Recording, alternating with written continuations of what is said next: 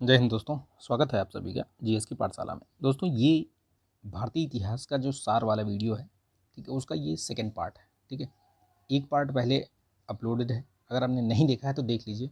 Continuation में देखेंगे तो बहुत फ़ायदा होगा। ठीक है, और ये आगामी जो भी परीक्षाएँ हैं, चाहे वो वनडे एग्ज़ाम्स हों, ठीक है, चाहे वो आपके किसी भी स्टेट के पीएससी के एग्ज़ाम्स हों, सभी में ये आपका काम आएगा। ठीक है, सभी के लिए महत्वपूर्ण है और आरओ एआरओ के लिए तो बहुत ही महत्वपूर्ण है। ठीक है, आपको इस तरीके से पढ़ना है चीज़ों को कि आपका जो आरओ का प्री है, ठीक है, आरओ का प्री प्लस मेंस, मतलब मेंस के लिए आपको अलग से नहीं पढ़ना है। ठीक है, इस तरीके से पढ़ाई को करना है। तो ये होलिस्टिक अप्रोच में आप पढ़िए। ठीक है, इसको देखिए। बहुत सारे वीडियोज़ मैंने पहले भी अपलोड कर दिए हैं। ठीक है, चाहे वो ताबड़तोड़ सीरीज़ हो, क्विक रिवीजन सीरीज़ हो, वो सब की प्लेलिस्ट दी हुई है। आपने उसको नहीं देखा है तो देखिए, नोट्स बनाइए। बहुत सारे मैंने प्रैक्टिस सेट करवाए हैं, उनको हल कीजिए। उनमें देखिए जो आपके प्रश्न गलत हो रहे हैं उनको नोट्स बनाइए, उसको लिख लीजिए, उसको बार बार याद कीजिए। ठीक है, जो नए प्रश्न मिलते हैं उनको ज़रूर आप लोग नोट्स के तौर पर बना के रखिए। ये आपके बहुत काम आएंगे, चाहे वो आप पीसीएस का प्री दे रहे हों या फिर आरओ एआरओ का प्री या मेंस जो भी है। ठीक है, मेंस में भी, आरओ के मेंस में भी आपको यही जीएस काम आएगा। तो इसको बहुत ध्यान से देखिएगा, लाइक कीजिएगा, शेयर कर दीजिएगा दोस्तों में। ठीक है, और चैनल को सब्सक्राइब नहीं किया है तो अभी कर लीजिए आप इसको। ठीक है, और ये पीडीएफ वगैरह अगर चाहिए इसकी तो मैं टेलीग्राम चैनल पर शेयर कर दूंगा, वहाँ से आप ले लीजिएगा। ठीक, तो चलिए शुरू करते हैं आज के वीडियो को। चलिए, तो हम वैदिक काल से आज का वीडियो प्रारंभ करेंगे। ठीक है, देखिए वैदिक काल, इसके पहले हमने हड़प्पा तक पढ़ लिया था, हड़प्पा सभ्यता वगैरह हमने सब पूरा पढ़ लिया है। अगर आपने नहीं देखा है तो देख लीजिए वो पीछे जाके। ठीक है, देखिए वैदिक काल की सबसे पहले तो ये याद रखिए कि वैदिक काल क्यों कहा जाता है, क्योंकि देखिए यहाँ पे वेदों के माध्यम से बहुत सारी चीज़ें हमें पता चलती हैं। ठीक है, बहुत सारे रिचुअल्स, बहुत सारी चीज़ें, इस वजह से इसको वैदिक काल कहा जाता है। ठीक है, इसमें भी दो पार्ट हैं। ठीक है, कौन कौन सा, देखिए, तो एक ऋग्वैदिक काल, जहाँ की ऋग्वेद जो कि वेदों में सबसे जो पुराना है वो कौन सा है, तो ऋग्वेद, इसीलिए उसके नाम पर ये ऋग्वैदिक काल इसको कहा जाता है। ठीक है, उसके बाद आता है उत्तर वैदिक काल, यानी कि इसके बाद का जो काल रहा, ये टाइम पीरियड भी दिया हुआ है तो थोड़ा सा आइडिया लगाने के लिए आप इसको देख सकते हैं। ठीक है, तो वैदिक काल दो भागों में, ऋग्वैदिक काल और उत्तर वैदिक काल। ठीक है, वेद देखिए इनकी संख्या 4 है, जैसा कि मैंने अभी बताया आपको। सबसे पुराना जो वेद है वो ऋग्वेद है। ठीक है, अभी आगे सारी जानकारी मिलेगी। वेद का अर्थ होता है, अगर शाब्दिक अर्थ देखें तो होता है ज्ञान। ठीक है, अन्य नाम इसका, इस जो वेदों को कहा जाता है वो संहिता भी कहा जाता है, श्रुति भी कहा जाता है। ठीक है, तो ये याद रखिएगा, बहुत ही महत्वपूर्ण चीज़ें हैं इसमें। ठीक है, ठीक है, तो ये ध्यान रखिएगा। संकलनकर्ता कृष्ण द्वैपायन यानी वेद व्यास जी को माना जाता है। ठीक है, इनको वेदों को अपौरुषेय भी कहा जाता है। ठीक है, अपौरुषेय। ठीक, तो ये याद रखिएगा। चलिए नेक्स्ट देखते हैं, आर्यों का मूल निवास स्थान। यहाँ से आर्य संस्कृति की बात करते हैं। तो आर्यों के मूल निवास स्थान के मुद्दे पर जो प्रमुख इतिहासकार हैं उनके बीच में मतभेद है, यानी कि कोई कहीं से बताता है, कोई कहीं से बताता है। सब अपने अपने सिद्धांत, अपने अपने तर्क बताते हैं। ठीक है, इन तर्कों से इन तर्कों से बहुत सारे प्रश्न भी पूछे गए हैं। ठीक है, इन पर जो है आपको दे देगा कि कश्मीर अथवा हिमालय क्षेत्र, आर्यों का जो निवास स्थान है, ये मूल निवास स्थान ये यहाँ पे है, तो पूछ लेगा कि ये किसने कहा था। तो ये कश्मीर और हिमालय क्षेत्र से एल डी कल्ली ने बताया था। ठीक है, ब्रह्मर्षि देश जो है ये पंडित गंगानाथ झा, सप्त सिंधु प्रदेश ये डॉक्टर अश्विनी चंद्र दास, देविका प्रदेश ये मुल्तान डी एस त्रिवेदी, दक्षिणी रूस गार्डन चाइल्ड ने बोला था, मध्य एशिया मैक्स मुलर, ये बहुत पूछा जाता है, मध्य एशिया। फिर ये अपने जो उत्तरी ध्रुव का किसने कहा, तो ये बाल गंगाधर तिलक ने कहा है। ठीक है, तिब्बत तिब्बत जो है ये स्वामी दयानंद सरस्वती। ठीक है, जर्मनी ये हार्ट एंड पेंका। तो ये बहुत पूछे जाते हैं। ठीक है, उत्तरी ध्रुव से, तिब्बत से, मध्य एशिया से, ये 3-4 जो हैं वो अधिकतर पूछे गए हैं ये। ठीक है, चूँकि वैदिक संस्कृति जो आर्यों से ही संबंधित थी, इसीलिए ये हम इसके बारे में पढ़ रहे हैं। डेन्यूब नदी घाटी पी गाइल्स ने बताया था। ठीक है, अभी देखिए कुछ परीक्षा के दृष्टि से जो महत्वपूर्ण तथ्य हैं देख लीजिए। आर्य शब्द भाषा का सूचक है जिसका अर्थ है श्रेष्ठ या कुलीन। ठीक है, क्लासिकीय संस्कृत में आर्य शब्द का अर्थ क्या है, तो एक उत्तम व्यक्ति, पूछा गया है प्रश्न। ठीक है, आर्यों का इतिहास का जो मुख्यतः ज्ञात स्रोत क्या है, तो वही मैंने पहले ही बताया कि भाई वैदिक संस्कृति के बारे में जानकारी कहाँ से मिलती है, तो वेदों के बारे में ही, वेदों से ही। ठीक है, सामान्यतः वैदिक साहित्य की रचना का श्रेय किसको दिया जाता है? तो आर्यों को। ठीक है, चलिए नेक्स्ट देखते हैं। देखिए वैदिक साहित्य कौन कौन से आते हैं, क्या क्या चीज़ें आते हैं वैदिक साहित्य में। जैसे देखिए इसमें सर्वाधिक प्राचीन साहित्य है ये। ठीक है, अभी इस बार यूपीपीसीएस 2023 का जो मेंस हुआ था उसमें पहला ही प्रश्न GS1 में यही था, वैदिक साहित्य के बारे में लेख लिखिए, संक्षिप्त टिप्पणी कीजिए। ठीक है, तो ये वैदिक साहित्य को थोड़ा ध्यान से पढ़िए कि प्री का जो आपका नॉलेज है ना, जो ज्ञान है प्री वाला, वो मेंस में भी आपको कर सकते हैं। बहुत ज़्यादा चीज़ें आपको ना भी पता हों तो भी अगर आपको 4 वेद के बारे में पता है, ठीक है, उनके ब्राह्मण के बारे में पता है, आरण्यक के बारे में पता है, उपनिषद के बारे में पता है, तो आप उस प्रश्न को बहुत अच्छे तरीके से लिख सकते थे। ठीक है, थोड़े से डायग्राम बना के, थोड़े से जो फ्लो चार्ट है उस तरीके से बना के आप बढ़िया लिख सकते थे। ठीक, देखिए तो इसीलिए बोला जाता है कि प्री को इस तरीके से पढ़िए कि आपको मेंस की भी तैयारी हो सके वो। ठीक है, क्योंकि वही प्रश्न जो है घुमा के आपको मेंस के लिए पूछ लिया जाता है। ठीक है, देखिए चलिए, तो सर्वाधिक प्राचीन साहित्य है ये। ठीक है, 4 वेद हैं इसमें, ऋग्वेद, आयुर्वेद, सामवेद, अथर्ववेद। ठीक है, जिनमें से कि 3 ये 3 जो हैं इनको वेद त्रयी भी कहा जाता है। ठीक है, क्या कहा जाता है? वेद त्रयी। ठीक है, उसमें अथर्ववेद को नहीं गिना जाता है। ठीक है, ये सबसे बाद में लिखा गया है। ठीक, 4 भाग इसके कौन कौन से? संहिता, ठीक है, उसके ब्राह्मण ग्रंथ, आरण्यक और उपनिषद, जो मैं ये सारी चीज़ें आपको बताई। ठीक है, अब देखिए इसमें कुछ दिया हुआ है, वेद एक आपका कॉलम में वेद दिया हुआ है, उसको पढ़ने वाले या उसके उद्गाता पुरोहित कौन से क्या कहे जाते थे, प्रश्न पूछे गए हैं ये सब। ठीक है, उसके प्रमुख ब्राह्मण ग्रंथ कौन से हैं, उसके आरण्यक कौन से हैं और प्रमुख उपनिषद कौन से हैं। तो ब्राह्मण और ये जो पुरोहित, इनसे तो बहुत प्रश्न पूछे गए हैं। ठीक है, हालांकि आरण्यक और इससे उपनिषद से उतने नहीं पूछे गए हैं जितने कि आपके ये डायरेक्ट पूछे गए हैं। ठीक, तो देखिए ऋग्वेद का होता, ठीक है, इसके 2 प्रमुख ब्राह्मण ग्रंथ हैं, कौन कौन से? ऐत्रेय और कौशिकी, नाम याद रखिएगा। सामवेद का उद्गाता कहलाते हैं, इसके भी 2 हैं, तांडव और जैमिनी ब्राह्मण ग्रंथ। यजुर्वेद के अध्वर्यु, ठीक है, ये सतपथ और तैतृय, इसके 2 ब्राह्मण ग्रंथ हैं। अथर्ववेद के ब्रह्मा या ब्रह्म बोलते थे। ठीक है, इसका जो एकमात्र जो गोपथ ब्राह्मण ग्रंथ है, ठीक है, किसका? ये अथर्ववेद। कई बार, जाने कितनी बार पूछा गया है ये। ठीक, प्रमुख आरण्यक ये हैं, बहुत मतलब महत्वपूर्ण नहीं है, लेकिन जानते रहिए, ज़्यादातर उन्हीं के नाम पे है जो ये ब्राह्मण ग्रंथ है, वही आपके देखिए इसमें सब आपके आरण्यक भी मिल रहे हैं। आरण्यक का मतलब होता है जैसे जंगल, अरण्य मतलब होता है जंगल, तो ये उसी आधार पे लिखा गया है ये। ठीक है, उपनिषद ये उन्हीं से संबंधित है। ठीक, तो ये याद रखिएगा। उपवेद से पूछा गया है प्रश्न, मैचिंग में आया है, ये पूछा गया है, तो देख लीजिए। ऋग्वेद का जो उपवेद है उसको आयुर्वेद कहते हैं। ठीक है, सामवेद का गंधर्ववेद, यजुर्वेद का धनुर्वेद और अथर्ववेद का शिल्पवेद या अर्थशास्त्र। ठीक है, तो ये शिल्पवेद कहीं कहीं आपको मिलेगा, तो कंफ्यूज मत होइएगा। ठीक, मैंने ये पेन से लिख दिया है। चलिए वेद और संहिता के बारे में कुछ कुछ जान लेते हैं। ठीक है, अब ऋग्वेद जो कि सर्वाधिक जो प्राचीन है वो ऋग्वेद ही है, उसके बारे में कुछ कुछ चीज़ें जानिए कि ये प्राचीनतम ग्रंथ है। ठीक है, स्त्रोत और प्रार्थनाएं हैं इसमें, इसका संकलन है इसमें। ठीक है, इसमें 10 मंडल हैं और 1028 सूक्त हैं, 10,552 ये मंत्र या ऋचाएँ कही जाती हैं उनको। ठीक है, तो वो याद रखिएगा। इसके 3 पाठ हैं, साकल, बालखिल और वास्कल, ये तीनों को याद रखिएगा, 3 पाठ। ठीक, उल्लेख इसका कहाँ, जैसे क्या है, जैसे इसमें शूद्र वर्ण का सर्वप्रथम उल्लेख इसी में है, 10वें मंडल में। ठीक है, तीसरे मंडल में गायत्री मंत्र जिसकी रचना किसने की है? विश्वामित्र ने, जो हम पढ़ते हैं ना, ओम भूर्भुवः स्वः तत्सवितुर्वरेण्यं भर्गो देवस्य धीमहि धियो यो नः प्रचोदयात्, तो वो किसके लिए है? वो गायत्री मंत्र बोलते हैं, गायत्री। ठीक है, वो सूर्य भगवान के लिए है। ठीक, 9वें मंडल में जो है ये सोम को समर्पित है, पूरा जो 9वां मंडल है वो सोम को समर्पित है। तो ये कुछ कुछ फैक्ट्स हैं, ये पूछे गए फैक्ट्स हैं ये सब। ठीक है, याद रखिएगा इनको। फिर यजुर्वेद के बारे में देखिए, यज्ञ की विधियों का इसी में प्रतिपादन है, गद्य पद्य दोनों में लिखा गया है। ये 2 प्रधान रूप है, कृष्ण यजुर्वेद और शुक्ल यजुर्वेद। ठीक है, वाजस्नेयी संहिता भी बोलते हैं इसको, ये केवल पद्य में है। कृष्ण यजुर्वेद वो आपका गद्य पद्य दोनों में है, लेकिन ये आपका केवल पद्य में है। ठीक है, कण्व और माध्यानिंद।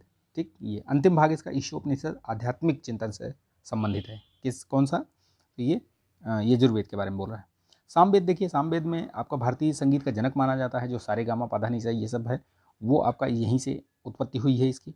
ठीक है, साम का अर्थ ही होता है गान या संगीत। यज्ञों के अवसर पर गाए जाने वाले मंत्रों का संग्रह, इसमें कुल इतने मंत्र हैं 1875।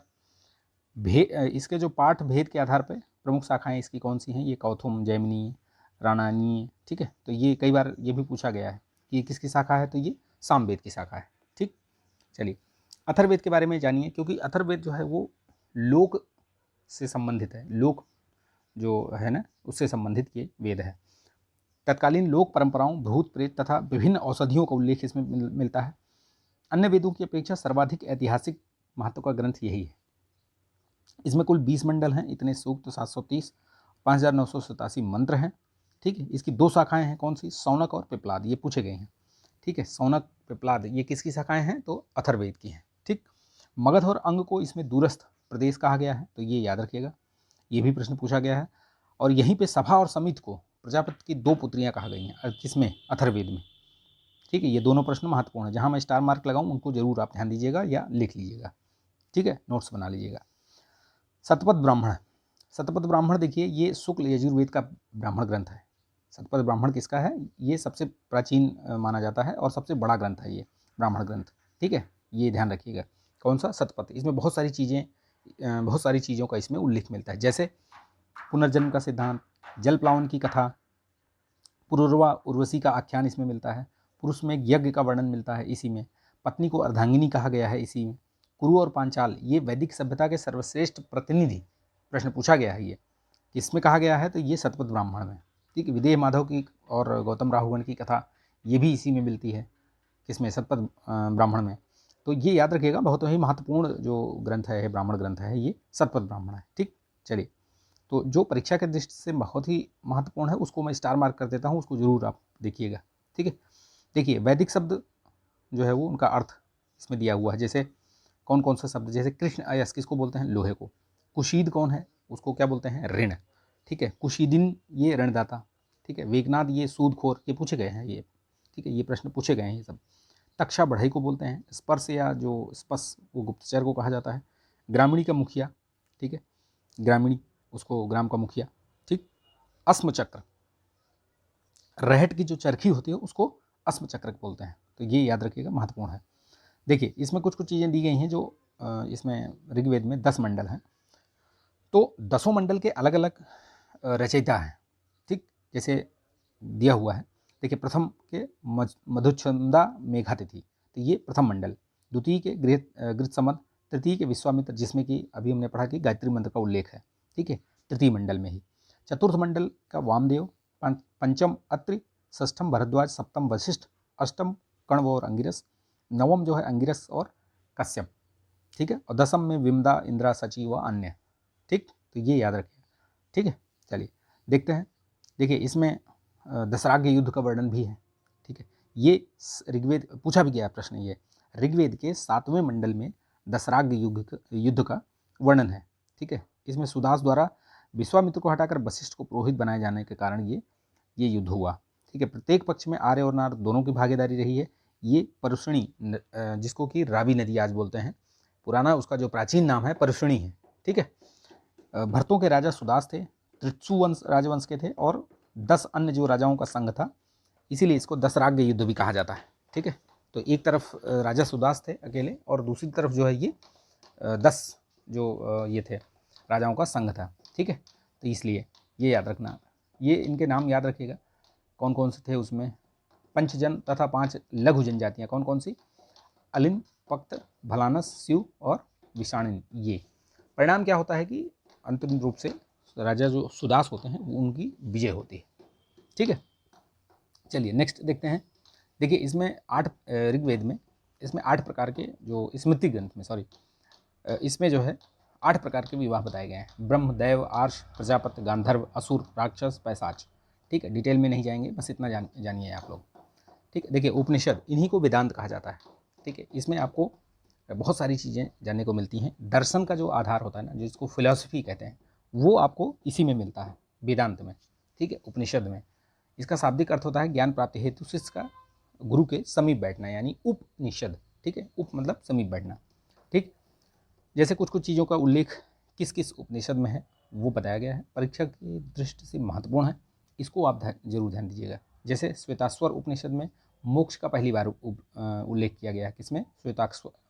ठीक है, श्वेताश्वर उपनिषद। बृहदारण्यक में याज्ञवल्क्य और गार्गी संवाद है, याद रखिएगा।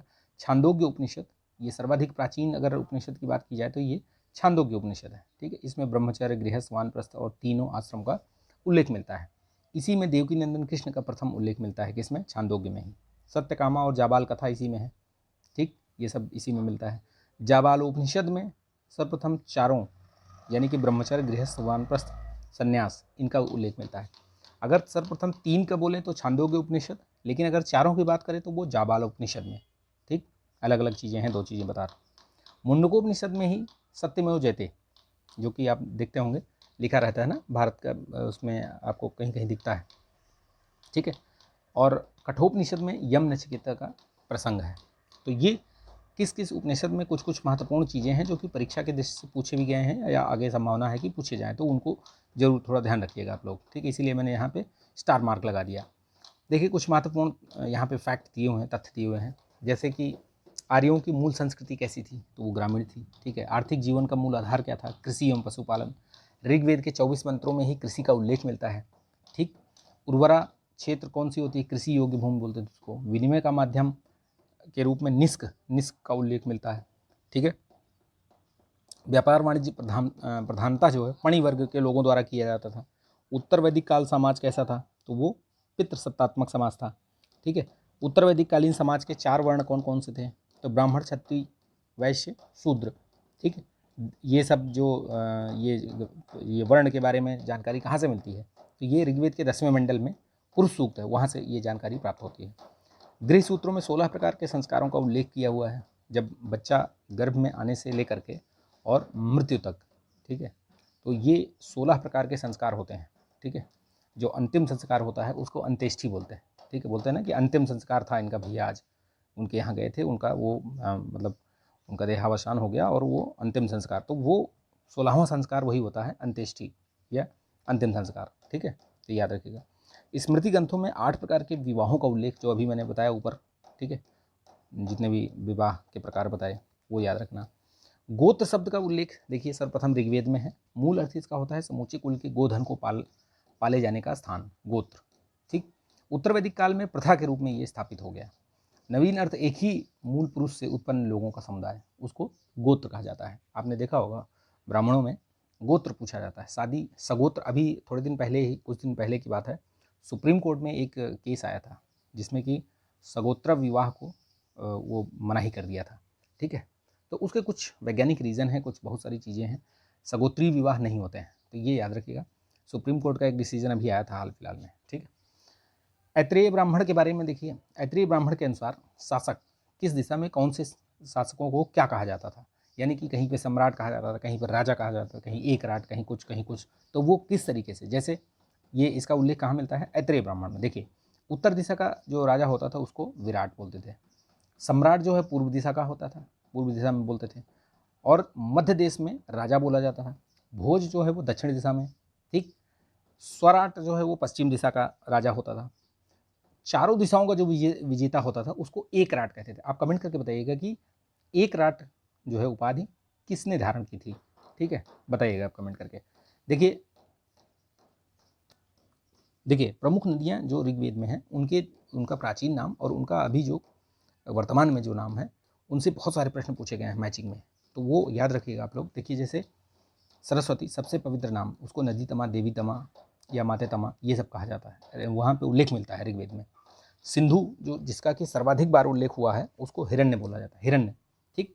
चिनाब को अस्किनी, व्यास, विपाशा, रावी, परुषणी नदी अभी थोड़ी देर पहले ही उसका जिक्र हुआ है ना, जहाँ पे दसराग युद्ध जिसके किनारे पर हुआ था, ठीक। तो ये याद रखिएगा।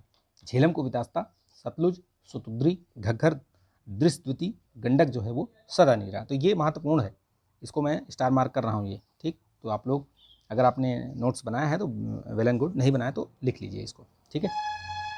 चलिए देखिए अब यहाँ पे 4 पुरुषार्थ मैंने बता दिया पहले, धर्म, मोक्ष, काम, अर्थ। अच्छा नहीं, ये नहीं बताया था, ठीक है। 3 वर्ग, अर्थ, धर्म और काम, और 4 पुरुषार्थ, ठीक है। रत्निन कौन होते थे? तो रत्निन जो है वो उच्च पदाधिकारियों को कहा जाता था। जैसे राज्य के उच्च पदाधिकारी हो गए, कुलीन वर्ग से संबंधित हो गए, कान में रत्न धारण करने वाले, उनको भी कहा जाता था। शतपथ ब्राह्मण में मुख्यतः 12 रत्नों का उल्लेख मिलता है, ठीक है। किसमें? शतपथ ब्राह्मण में। ये सर्वाधिक प्राचीन और सबसे बड़ा ब्राह्मण है ये, कौन सा? शतपथ ब्राह्मण, ठीक है। कौन कौन से प्रमुख रत्निन थे ये देखिए, उनके कार्य याद रखिएगा, इसे पूछ लिया जाता है कई बार। जैसे पुरोहित राजा का प्रमुख परामर्शदाता होता था, सेनानी सेना का प्रमुख होता था, ग्रामीणी जो है वो ग्राम का मुखिया होता था, महिषी राजा की पत्नी को कहा जाता था महिषी, सूत जो है वो रथ सेना का नायक, ठीक, संग्रहिता कोषाध्यक्ष, भागदूत जो है वो कर एकत्र करने वाला होता था, अक्षवाप कौन होता था, आय व्यय का गणनाध्यक्ष, दूत क्रीड़ा में राजा का मित्र होता था, ये इसको क्या बोलते थे, अक्षवाप।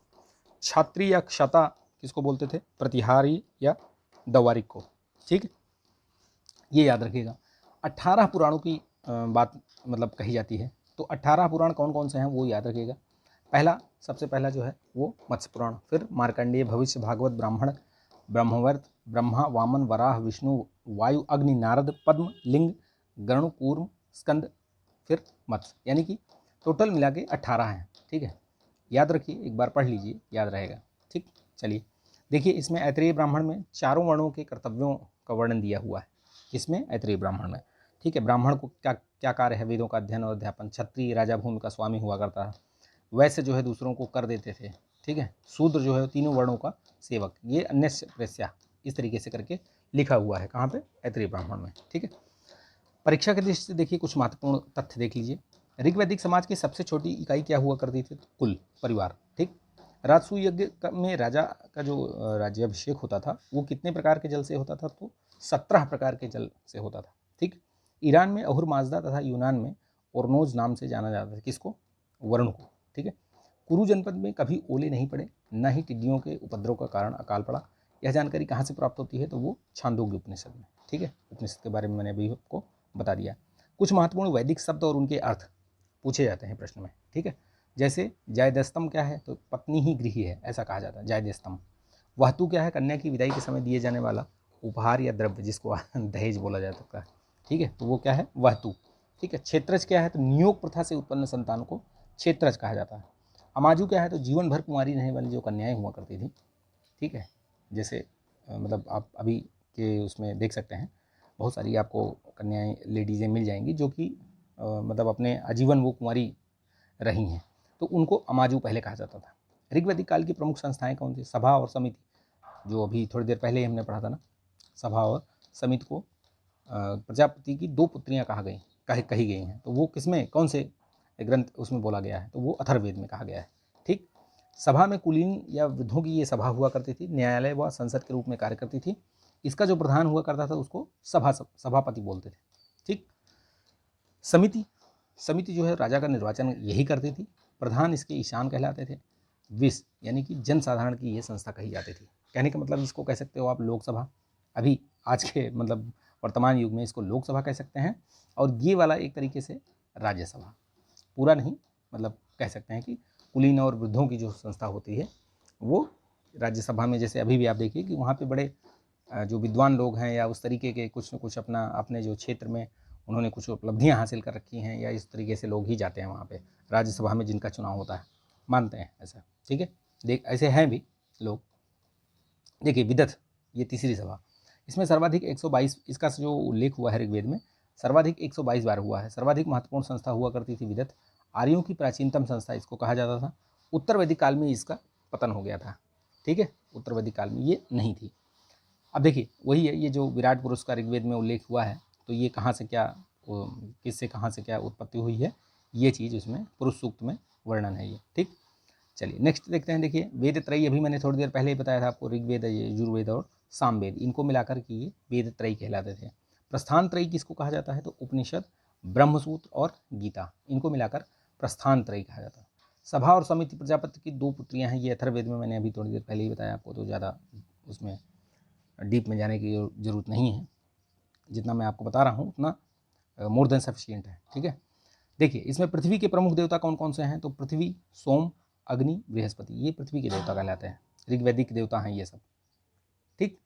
तो इसमें जो है अभी ध्यान दीजिए, सर्वाधिक जो जिसके बारे में चर्चा की गई है वो इंद्र है, ठीक है, और उसके बाद फिर अग्नि, ठीक। तो ये याद रखिएगा। ऋग्वेद का 9वां मंडल पूरा सोम को समर्पित है, तो ये याद रखिएगा, ठीक है। आकाश के देवता कौन कौन से हैं, तो मित्र, विष्णु, वरुण, पूषण, अश्विनी और सूर्य, तो ये याद रखना। अंतरिक्ष के देवता कौन कौन से हैं प्रमुख, तो पर्जन्य, इंद्र, रुद्र, आपह, वायु, वात, मारुत, ये अंतरिक्ष के हैं, ठीक। चलिए ये इंद्र को बताया ना कि इंद्र का सर्वाधिक बार उल्लेख है, लगभग 250 सूक्तों में। और उसके बाद फिर अग्नि, ठीक, तो ये याद रखना। पंचजन ऋग्वेद, पंचजन कौन कौन से? अनु, दुहा, पुरु, यदु और तुर्वसु, ये पंचजन और जो दशराग युद्ध हुआ था उसकी बात कर रहे हैं यहाँ पे। वेदांग कौन कौन से होते हैं? तो देखिए उपनिषदों वेदों को समझने के लिए आपको ये वेदांग मतलब आपको इसकी जानकारी होनी चाहिए। तो शिक्षा, कल्प, व्याकरण, निरुक्त, छंद और ज्योतिष, ये 6 चीज़ें हैं जो वेदांग कहे जाते हैं, ठीक है। इनको वेदों को समझने के लिए ये चीज़ें आपको जानकारी होनी चाहिए। अब चलिए वहाँ तक समाप्त हो गया, वैदिक और उत्तर वैदिक काल समाप्त हो गया। नेक्स्ट हम आते हैं धार्मिक आंदोलन, ठीक है। जब ब्राह्मण धर्म में बहुत सारी कुरीतियाँ, बहुत सारे कर्मकांड और ये सब फैल गए, ठीक है, तो धार्मिक आंदोलन होता है और उस धार्मिक आंदोलन के फलस्वरूप 2 नए धर्मों का उदय होता है, एक बौद्ध धर्म और एक जैन धर्म, ठीक है। तो जैन धर्म के बारे में यहाँ थोड़ा हम पढ़ेंगे, ठीक है। जैन धर्म के प्रथम तीर्थंकर और संस्थापक किसको माना जाता है? तो ऋषभदेव को, ठीक है। 24 तीर्थंकर हुए हैं, 24वें जो हुए हैं वो स्वामी महावीर जैन हुए, ठीक है, ये याद रखिएगा, ठीक। तो ये उनके नाम दिए हुए हैं, नाम एक बार देख लीजिए, ये शुरू से लेकर ऐसे देख लीजिए, शायद मतलब कभी ऐसा मौका आए तो चीज़ें याद रहें, ठीक। इनके नाम याद रखिए, देख लीजिए, बहुत मतलब याद रहे ना रहे, लेकिन एक बार देखे रहेंगे तो ऑप्शन आए तो याद आ जाएगा, ठीक है। 23वें जो तीर्थंकर थे वो पार्श्वनाथ थे, ठीक है। वो उनके बारे में बहुत सारी जानकारी है, उनसे प्रश्न भी पूछे जाते हैं। तो देखिए उनके बारे में जो है जो 23वें जो तीर्थंकर थे पार्श्वनाथ, उनका जो जन्म हुआ था वो वाराणसी में हुआ था, जन्मस्थली, ठीक है। ये देखिए वाराणसी, काशी में, ठीक। उनकी जो मृत्यु हुई थी वो सम्मेद पर्वत पर। जैन ग्रंथों में इनका नाम पूरी सादानीय ऐसे करके मतलब महान पुरुष के करके लिखा हुआ है। इनकी पत्नी प्रभावती थी, माता का नाम वामा, पिता जो है इनके अश्वसेन, ये काशी के राजा थे, ठीक है। इनका परिनिर्वाण जो है सम्मेद शिखर, वही अभी थोड़ी देर पहले ही बताया मैंने आपको। ज्ञान प्राप्ति इनको कहाँ हुई? तो ये आश्रम पद उद्यान वाराणसी के ही निकट हुई है। प्रतिपादक ये चतुर्याम सिद्धांत के प्रतिपादक रहे, ठीक है। चतुर्याम आगे बताता हूँ चतुर्याम क्या है। समकालीन स्त्री संघ अध्यक्षा कौन थी इनकी? तो ये पुष्पचूला, नाम याद रखिएगा, ठीक है। ये पार्श्वनाथ यानी जो 23वें जो तीर्थंकर थे उनके बारे में ये सारी जानकारी हो गई, ठीक है। थोड़ा सा बैकग्राउंड में शोर हो रहा होगा तो थोड़ा सा बियर कीजिएगा, आप सही लीजिएगा, क्योंकि उसको मैं अवॉइड नहीं कर सकता हूँ, ठीक है। तो देखिए चतुर्याम सिद्धांत अभी थोड़ी देर पहले बताया ना, सत्य, अहिंसा, आस्तेय, अपरिग्रह। तो सत्य मतलब सत्य बोलना, ठीक है। अहिंसा, हिंसा से परहेज। आस्तेय मतलब चोरी न करना, ठीक है, जो चोरी चकारी। अपरिग्रह यानी कि संपत्ति को इकट्ठा न करना, यानी कि जितना ज़रूरत है उतना ही, बाकी क्या मतलब है किसी को ठग के, किसी को बेवकूफ़ बना करके या किसी दूसरे की संपत्ति को छीन लेना, तो वो सब अपरिग्रह में आता है, ठीक है, वो सब नहीं करना है, ठीक। ये चतुर्याम सिद्धांत हैं किसके? जैन धर्म के, ठीक है। अब देखिए पंच अणुव्रत बताए गए हैं गृहस्थों के लिए, किसके लिए? गृहस्थों के लिए। तो अहिंसा, सत्य, आस्तेय, ब्रह्मचर्य और अपरिग्रह, ये गृहस्थों के लिए है। तो ये 5 याद रखिएगा, ठीक है। सत्य, अहिंसा, आस्तेय, अपरिग्रह और ब्रह्मचर्य ये महावीर स्वामी ने जोड़ा था इसको। बाकी तो 4 ये किसने दिया था? आपके पार्श्वनाथ जी ने दिया था, ठीक है, 23वें तीर्थंकर। लेकिन जो 5वां जोड़ा था ये ब्रह्मचर्य, ये इन्होंने जोड़ा था, ठीक है, महावीर स्वामी ने। कुछ महत्वपूर्ण फैक्ट्स जानिए। माउंट आबू के दिलवाड़ा जैन मंदिर में से बिमल वासाही मंदिर का निर्माण करवाया था भीमदेव प्रथम के सामंत बिमल शाह ने, ठीक, जो माउंट आबू में है मंदिर। जाइएगा कभी अगर मौका मिले तो जाइएगा, बहुत बढ़िया है। गंग शासक रचमल चतुर यानी पंचमल के शासनकाल में लगभग 981 ईस्वी में बाहुबली गोमतेश्वर की विशालकाय जैन मूर्ति का निर्माण करवाया था किसने? चामुंड राय ने, ठीक है। ये हर 12 वर्ष में इसमें यहाँ पे एक मतलब जलाभिषेक या अभिषेक होता है, ठीक है, दूध से नहलाया जाता है, ठीक है। तो ये याद रखिएगा, कहाँ पे है ये? कर्नाटक में, ठीक है, गोमतेश्वर, विशालकाय प्रतिमा है बाहुबली की। जैन धर्म का एक महत्वपूर्ण उत्सव जो 12 वर्षों के, वही है ये इसको बोलते हैं महामस्तकाभिषेक, ठीक है। यही जो मैं आपको अभी बता रहा था ये, ठीक है। इसी मूर्ति के ऊपर जो है ये महामस्तकाभिषेक किया जाता है, ठीक है, प्रत्येक 12 वर्ष में। अब ये जो महावीर स्वामी थे उनके बारे में ये बहुत सारी चीज़ें हैं, इनके बारे में आप अच्छे से पढ़िए, इनके बारे में बहुत सारे प्रश्न पूछे जाते हैं, प्री में भी, मेंस में भी। देखिए वास्तविक संस्थापक इन्हीं को माना जाता है जैन धर्म का। इनका जन्म 599 ईसा पूर्व, जन्म इनका कुंडग्राम या कुंडलपुर, ठीक है। बचपन का नाम इनका वर्धमान था, पिता सिद्धार्थ, ठीक है, माता त्रिशला, बहन इनकी एक थी सुदर्शना, पत्नी इनकी यशोदा, इनकी एक पुत्री हुई अणुज्जा प्रियदर्शना जिसको बोलते हैं। इनका दामाद भी रहा यानी कि जामाली, ठीक है, पहला जो इनका शिष्य बना था वही बना था, ठीक है। इन्होंने गृह त्याग किया 30 वर्ष की उम्र में। तो ये सारे फैक्ट्स याद रखिएगा इनके बारे में, ठीक है। ज्ञान प्राप्ति के पश्चात महावीर, ठीक है, इनकी उसके बाद क्या क्या चीज़ें हुई वो, जैसे इनके नाम और क्या क्या कहलाए, केवलिन, अरहत, जिन्न, निर्ग्रंथ, ये सब बोला जाता है इनको, याद रखिए। इनके प्रथम शिष्य जो है वो चंदना चंपा नरेश दधिवाहन की पुत्री बनी, शिष्या जो बनी। विश्वास इनका पुनर्जन्म और कर्मवाद में रहा है, यानी जैन धर्म जो है वो पुनर्जन्म और कर्मवाद में विश्वास करता है, ठीक है। ये दोनों ही जो जैन धर्म और बौद्ध धर्म, ये दोनों ही अनीश्वरवादी विचारधारा के हैं, ठीक है, यानी कि ईश्वर की मान्यता नहीं है। ज्ञान की प्राप्ति कैवल्य इनको कहाँ पे हुई, तो जंभिका ग्राम के समीप जो है वो ऋजुपालिका नदी तट पर पूछा गया प्रश्न है ये, तो ये महत्वपूर्ण है, ध्यान रखिएगा। साल वृक्ष के नीचे, ठीक है। प्रतिपादक ये स्यादवाद सिद्धांत, ठीक, आगे बताऊंगा स्यादवाद क्या है। प्रथम उपदेश इन्होंने क्या दिया, तो कहाँ दिया आगे, बराकर नदी के तट पर राजगृह में, ठीक है। ब्रह्मचर्य इन्होंने चतुर्याम सिद्धांत में 5वें सिद्धांत को जोड़ा। अभी मैंने थोड़ी देर पहले बताया था ना कि ब्रह्मचर्य को इन्होंने ही जोड़ा था, स्वामी महावीर ने, ठीक है। इनके प्रथम शिष्य कौन से रहे, जामाली, ठीक है, जो इनके दामाद भी थे। और इनकी जो प्रथम शिष्या रही हैं वो चंदना, ठीक है, चंपा नरेश की जो दधिवाहन थे उनकी पुत्री चंदना, ठीक। इनकी मृत्यु 527 ईसा पूर्व में कहाँ पे हुई, तो राजगृह के निकट पावापुरी में, ठीक, तो याद रखिएगा ये, ठीक है। चलिए नेक्स्ट देखते हैं। जैन धर्म के प्रमुख संप्रदाय, 2 संप्रदाय हैं, कौन कौन से, श्वेतांबर और दिगंबर। देखिए एक कहानी है कि एक बार बहुत जो है इधर जहाँ मतलब इधर उत्तर भारत में बहुत भयंकर अकाल पड़ा, सूखा पड़ गया, ठीक है। उसमें क्या हुआ कि कुछ लोग दक्षिण की तरफ चले गए और कुछ लोग यहीं रह गए, ठीक है। तो उसमें से कुछ लोग जो दक्षिण की तरफ गए थे, भद्रबाहु के साथ चले गए थे, वो अनुयायी क्या कहलाए, दिगंबर कहलाए। लेकिन जो यहाँ पे रह गए वो श्वेतांबर कहलाए, स्थूल भद्र के अनुयायी, ठीक है। तो ये यहीं से मतलब दोनों लोगों ने अलग अलग एक संप्रदाय बना दिया, ठीक है। तो ये श्वेतांबर होते हैं, जो श्वेत कपड़ों में आपने देखा होगा, जो अगर दिलवाड़ा जैन मंदिर अगर आप जाइए कभी तो वहाँ देखिए, वहाँ श्वेत कपड़ा पहने हुए आपको जो भिक्षु और भिक्षुणियाँ मिलेंगी, देखने को मिलेगी। लेकिन दिगंबर जैन आपने देखा होगा कि वो वस्त्र धारण नहीं करते हैं। दिगंबर का मतलब होता है कि दिक है जिनका अंबर, यानी कि दिशाएं ही जिनका आवरण है, जिनका वस्त्र है, उनको दिगंबर कहा जाता है, ठीक है। तो ये भद्रबाहु के अनुयायी थे, याद रखिएगा ये, ठीक। चलिए नेक्स्ट देखिए, श्वेतांबर की जो मान्यताएं हैं वो क्या हैं। श्वेतांबर और दिगंबर में अब चूंकि अलग अलग संप्रदाय हो गया तो अलग अलग मान्यताएं हो गई। क्या मान्यता है इनकी, तो स्त्री के लिए मोक्ष प्राप्ति संभव है, कौन बोलता है, श्वेतांबर। इसीलिए देखिए कि श्वेतांबर में ही आपको वो दिखेंगी महिलाएं, दिगंबर में नहीं दिखती हैं, ठीक है। ज्ञान प्राप्ति के बाद भोजन ग्रहण में विश्वास, ठीक है, ये याद रखना। महावीर स्वामी को विवाहित मानते हैं ये लोग। 19वें तीर्थंकर इनमें का माना जाता है, जो मल्लीनाथ थे वो स्त्री, ठीक है, बोला जाता है। इनका श्वेतांबर लोगों का मानना है, श्वेत वस्त्र धारण करते, ये बता चुका मैं आपको, ठीक है। दिगंबर की मान्यता क्या है, ये पूर्णतः नग्न रहकर तपस्यारत रहते हैं। स्त्री के लिए मोक्ष असंभव बताया है इन्होंने, मतलब संभव है ही नहीं इस तरीके से। आदर्श साधु हेतु भोजन वर्जित है, मतलब खाते ही नहीं है। महावीर स्वामी अविवाहित थे, इनका मानना है। और ये मल्लीनाथ को मानते हैं कि ये पुरुष थे, ठीक। तो ये कुछ फैक्ट याद रखिएगा। संथारा पद्धति होती है श्वेतांबर में, ठीक है, उपवास व द्वारा जो है वो प्राण का त्याग कर देना, संथारा पद्धति।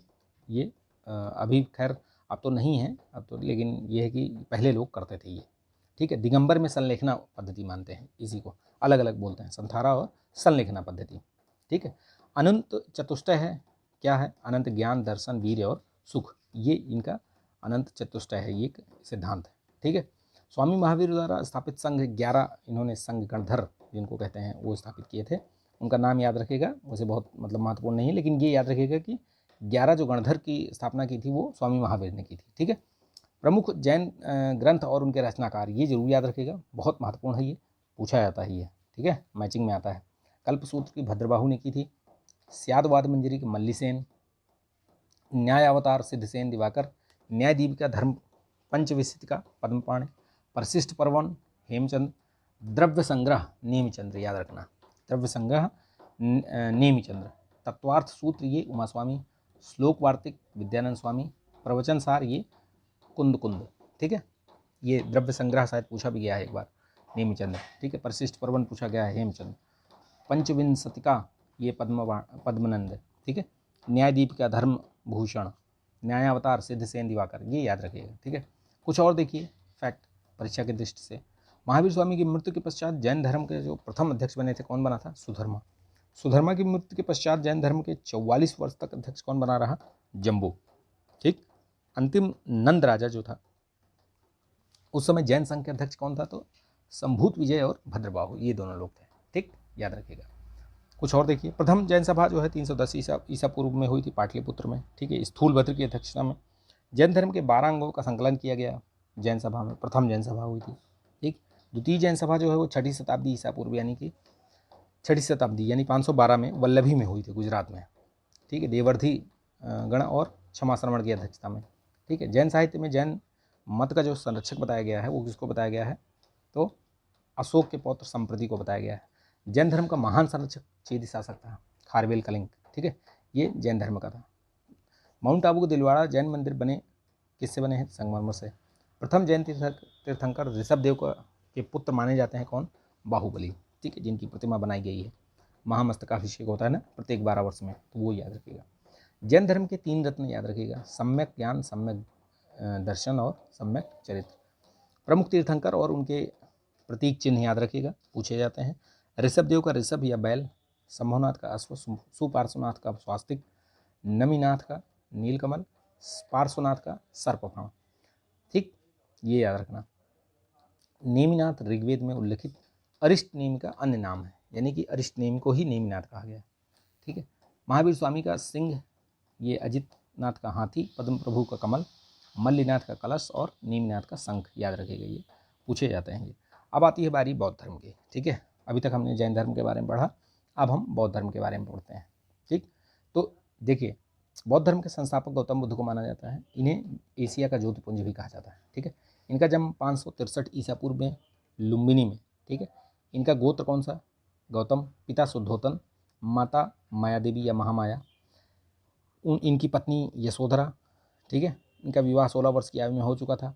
लालन पालन, चूँकि ये पैदा हुए और इनकी माता का देहावसान हो गया, तो इनका जो लालन पालन है वो इनकी मौसी प्रजापति ने, गौतमी ने किया है, इसीलिए इनको गौतम कहा जाता है, ठीक है। ज्ञान प्राप्ति इन्होंने गृह त्याग कब किया था? तो 29 वर्ष की आयु में कर दिया था, ठीक।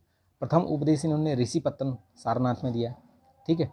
ज्ञान प्राप्ति के बाद इनका नया नाम बुद्ध कहलाया, ठीक। 35 वर्ष की आयु में इनका जो है जन्म हुआ, जन्म बोल रहा हूँ, ज्ञान प्राप्ति हुई, ठीक है। सर्वाधिक जो उपदेश इन्होंने कहाँ दिया है? तो श्रावस्ती में दिया है, याद रखिएगा। अंतिम जो उपदेश दिया वो कुशीनारा में, जहाँ इनकी मृत्यु हुई बेसिकली, ठीक। 483 ईसा पूर्व में इनकी मृत्यु हो गई थी, ये याद रखिएगा। इन्होंने जो बौद्ध धर्म था इसमें अष्टांगिक मार्ग, ठीक है, अष्टांगिक मार्ग की परिकल्पना की है। इन्होंने एक्चुअली जो बताया कि ज्ञान प्राप्ति के बाद इन्होंने बताया कि भैया दुख हर जगह है, ठीक है। दुख है, दुख कारण है, और दुख जो है समुदाय है, और दुख निरोध गामिनी प्रतिपदा है, यानी कि दुख है, दुख का कारण भी है, दुख समुदाय भी है, और उसको निवारण करने के कारण वो भी है, राह मतलब पथ भी है। तो वही पथ ये अष्टांगिक मार्ग है, ठीक है, कि आप इनके जरिए जो है दुखों को दूर कर सकते हैं, तो वही बताया गया है ये अष्टांगिक मार्ग। तो उसमें देखिए, सम्यक दृष्टि, वाक और संकल्प, सम्यक कर्मांत, व्यायाम, आजीव, सम्यक स्मृति और समाधि, ये 8 याद रखिएगा। ये अष्टांगिक मार्ग 2022 में पूछा गया प्रश्न है, ये मेंस में आया था कि इस पर एक लेख लिखिए या टिप्पणी कीजिए, ऐसे करके आया था 2022 में। तो अगर आपको इनको 8 के 8 नाम भी लिख देते, कुछ भी ना लिखते, तो भी आपको इसमें याद रहेगा। तो याद इसीलिए बोला जाता है कि याद कर लीजिए इनको, ठीक है। तो वो नाम लिखने से, 8 के 8 नाम लिखने से भी आपको नंबर मिल जाएंगे। कुछ महत्वपूर्ण फैक्ट देखिए, बुद्ध के बैरागी होने के लिए उत्तरदायी 4 दृश्य कौन कौन से थे? वही वृद्ध व्यक्ति देखा इन्होंने, फिर बीमार व्यक्ति देखा, मृतक देखा, और एक प्रसन्नचित्त सन्यासी देखा, ठीक है। तो गृह त्याग के बाद सर्वप्रथम जो मुलाकात हुई इनकी, उस सांख्य दर्शन के आचार्य अलार कलाम से हुई थी, वैशाली के समीप, ठीक है। राजगृह के निकट ये रुद्रक रामपुत्र से भी इनकी मुलाकात हुई। तो ये याद रखिएगा, इनके जो पहले अगर गुरु की बात की जाए तो वो अलार कलाम ही थे। उनसे उन्होंने शिक्षा दीक्षा ली, लेकिन हालांकि उससे वो संतुष्ट नहीं हुए, तो फिर वो आगे निकल लिए, ठीक। ज्ञान प्राप्ति के बाद 35 वर्ष की अवस्था में, ये 35 वर्ष की अवस्था में इनको प्राप्त हुई निरंजना नदी, ठीक है, नदी के तट पर पीपल वृक्ष के नीचे, जिसको कि बोधि वृक्ष भी कहा जाता है, और वैशाख पूर्णिमा की रात्रि थी वो, ठीक है। इन्होंने 3 धर्म त्रिरत्न दिया, बुद्ध, धम्म और संघ की परिकल्पना किसमें है? बौद्ध धर्म में है, ठीक है। यहीं पे इन्होंने धर्म चक्र प्रवर्तन की बात करी, यानी कि इनको जब ज्ञान प्राप्ति हुई, ठीक है, 5 ब्राह्मणों को इन्होंने सारनाथ यानी ऋषिपत्तनम में प्रथम उपदेश दिया, जिसे कि धर्म चक्र प्रवर्तन की घटना मानी जाती है, ठीक है। त्रिपिटक, ये पाली भाषा में लिखे गए बौद्ध ग्रंथ हैं ये, ठीक है। विनय पिटक, सूत्र पिटक और अभिधम्म पिटक, यानी कि विनय में संघ संबंधी नियम है, सूत्र में आपके बुद्ध के उपदेशों का संग्रह है, और अभिधम्म जो है वो दार्शनिक सिद्धांत है। गौतम बुद्ध के सिद्धांत क्या हैं? 4 आर्य सत्य, वही जो मैंने आपको बताया, दुख है, दुख का समुदाय है, दुख निरोध है, और दुख निरोध गामिनी प्रतिपदा है, ठीक, ये याद रखिएगा। तो ये 4 जो आर्य सत्य बताया था उन्होंने, वो यही बताया था, ठीक है। उसी को निवारण करने के लिए अष्टांगिक मार्ग भी बताया उन्होंने, ठीक। देखिए, अब परीक्षा के दृष्टि से कुछ चीज़ें जान लीजिए। अभिधम्म पिटक की अट्ट कथा मूल रूप से सिंहली भाषा में है, उसको क्या कहा जाता है? महापच्चरी कहा जाता है, अभिधम्म पिटक, ठीक है।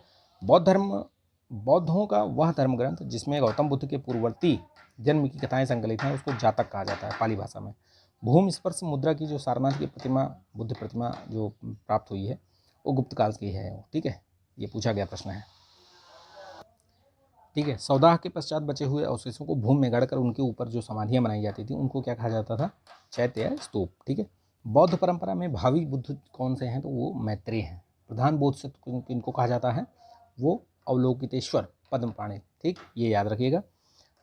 शिक्षा के जो बौद्ध शिक्षा के केंद्र कौन कौन से रहे हैं? तो नालंदा, वल्लभी और विक्रमशिला, ठीक है, ये बौद्ध शिक्षा के केंद्र हैं, ठीक है। अभी बड़ा शोर हो रहा है, तो मैं इस वीडियो को यहीं समाप्त कर रहा हूँ, ठीक है। इसके आगे फिर से मैं नेक्स्ट 3rd पार्ट बनाऊंगा, ठीक है। वैसे भी वीडियो बहुत लंबा हो गया है, ठीक है। तो आप इसको लाइक कीजिएगा, शेयर कर दीजिएगा दोस्तों में, ठीक है। इसकी PDF मैं शेयर कर दूंगा बाद में, ठीक है। चलिए मिलते हैं, जय हिंद।